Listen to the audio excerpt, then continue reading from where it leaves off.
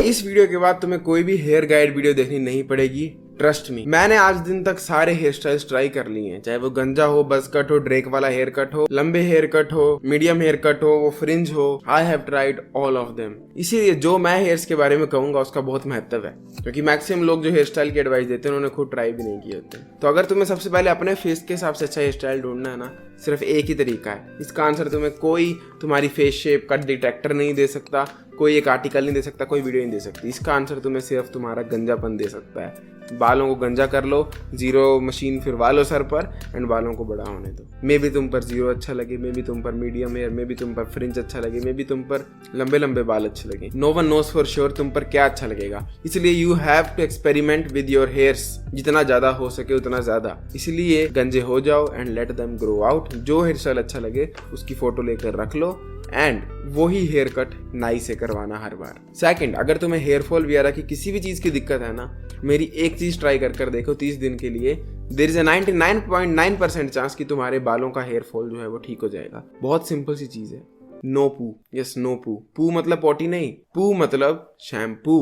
तो no shampoo, कोई shampoo नहीं, कोई कंडीशनर नहीं।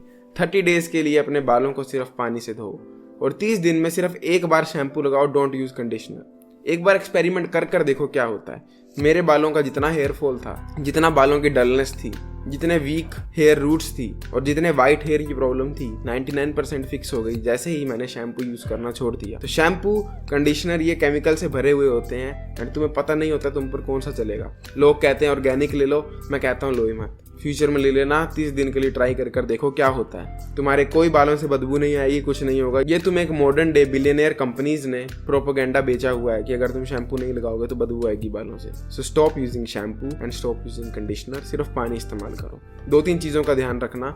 एक तो गरम पानी कभी भी अपने बालों पर मत फेंकना, उससे तुम्हारी रूट्स बहुत ज्यादा डैमेज हो जाती हैं। सेकंड, नॉर्मल साबुन जो होता है ना वो बालों पर कभी मत लगाना, उससे बालों की वॉल्यूम वगैरह पूरी सड़ जाती है। थर्ड, ये वैक्स और जेल जो होती है ये कम से कम यूज करना, इनमें बहुत गंदे केमिकल्स होते हैं एंड ये तुम्हारे हेयर को डैमेज करते हैं। अब बात करते हैं अगर तुम्हें मेल पैटर्न बाल्डनेस हो चली है, जो कि गंज पड़ना होता है, जिसमें यहाँ से हेयर लाइन जाती है या यहाँ से जाती है, तो क्या करें। एक चीज समझो, मेल पैटर्न बाल्डनेस जो सिर्फ एक मर्द को होती है, औरतों को बहुत कम चांस होगा। लड़कों को इसलिए होती है क्योंकि उनमें एक DHT नाम का हार्मोन ज्यादा बनता है, तो उससे मेल पैटर्न बॉल्डनेस होना शुरू हो जाती है। अब उसको अगर जड़ से फिक्स करना तो एक ही तरीका है, वो अपने DHT को कम कर दो।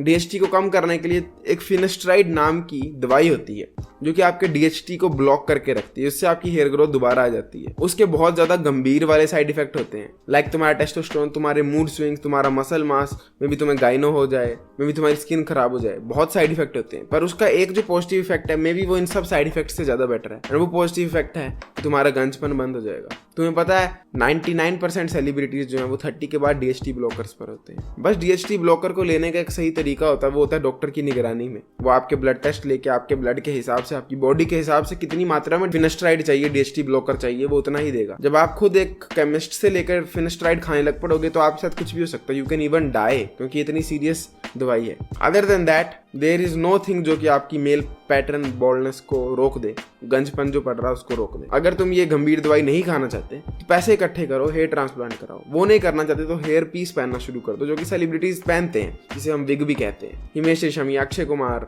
सलमान खान, कपिल शर्मा, 90% सेलिब्रिटीज बिल्कुल ऊपर से गंजे हो चुके होते हैं और वो ये हेयर पीस पहनते हैं, जिसका पता भी नहीं लगता असली या नकली है, जिसे हम विग कह सकते हैं। और जो हेयर ट्रांसप्लांट है वो भी रणवीर कपूर ने बहुत अच्छा करवाया है, आप वहां से इंस्पिरेशन ले सकते हो। उसमें पैसा लगता है, पर लेकिन रोने से अच्छा ही है कि पैसा कमाकर हेयर ट्रांसप्लांट करवा लेना। अब अगर तुम्हें चाहिए silky long hairs, straight hairs जैसे कि मेरे हैं, तो क्या करें, कुछ नहीं हो सकता। तो ये चीज है इम्पॉसिबल, क्योंकि देखो ये होता है genetics. It is like saying कि तेरी हाइट ज्यादा है, मैं अपनी हाइट कैसे बढ़ाऊं।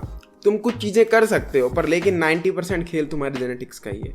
बालों में तो 100% जेनेटिक्स का है। तुम्हें किस तरह का हेयर मिला है, कर्ली मिला है, घना मिला है, पतला मिला है, लंबा मिला है, स्ट्रेट मिला है, सिल्की मिला है, वो सब कुछ जेनेटिक्स है। जिसके साथ पैदा हुए हो वैसा ही रहने वाला है। पर लेकिन तुम सैलून्स में जाकर वो रिबाउंडिंग वगैरह जो होती है, या अगर तुम्हें कर्ली बाल चाहिए तो पर्म होता है, वो करवा सकते हो। पर लेकिन वो सब 3 से 4 मंथ रहने वाली चीज़ है, उसके बाद नेचुरल बाल तो फिर से आ ही जाते हैं। सो चॉइस तुम्हारी है, जो मिला है उसमें खुश रहो या फिर किसी और के हेयर्स को बेटर समझ कर रोते रहो। एंड लास्ट में अगर मैं आपको हेयर स्टाइलिंग की कोई टिप दूंगा ना कि आपको बाल किस तरह स्टाइल करने चाहिए, खड़े रखने चाहिए ऐसे वैसे, देखो इसका भी वही रूल है कि तुम पर कुछ भी जच सकता है, पर लेकिन आजकल जो मॉडर्न ट्रेंड चला है ना वो है सटलिटी का, subtlety at its best. Robert Pattinson का एग्जांपल ले लो, उसके बाल देखो कैसे है, ना कभी कंघी मारी होती ना कुछ। सेम मैंने भी कभी कंघी नहीं मारी होती, मैं कभी कंघी नहीं मारता हूँ कि कॉलेज में जा रहा हूँ तो कंघी मार के जाऊंगा, मेरे को वो फालतू की चीज लगती है। मैं बस बालों पर ऐसे हाथ फेरता हूँ और हो गया काम। तो आजकल जो जमाना चला है वो चला है सटलिटी का, बेडरूम लुक का जमाना चला है, जिसमें तुम